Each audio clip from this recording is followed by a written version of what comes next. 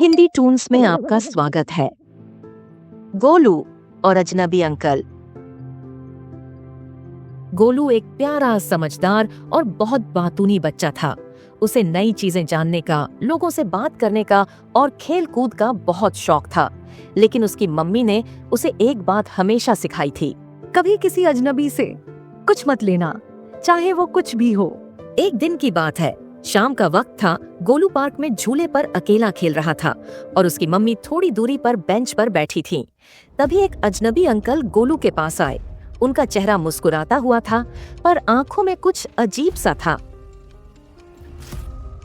हाय बेटा, चॉकलेट लोगे? उन्होंने अपनी जेब से चमचमाती चॉकलेट निकाली।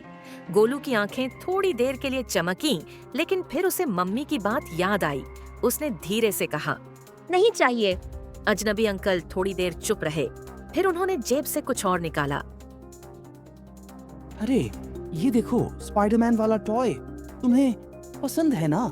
गोलू की सांसें थम सी गईं। वो उसका फेवरेट टॉय था, वैसा ही जो उसने दुकान में देखा था। एक पल के लिए उसका हाथ बढ़ने ही वाला था, लेकिन तभी मम्मी की आवाज सुनाई दी। गोलू, मेरे पास आओ अभी। आप कौन हैं? और मेरे बच्चे को चॉकलेट और टॉय क्यों दे रहे हैं? अजनबी हड़बड़ा गया और बिना कुछ कहे वहाँ से चला गया। गोलू की धड़कनें तेज थीं, लेकिन उसके चेहरे पर गर्व की हल्की मुस्कान थी। उसने लालच को हराया था।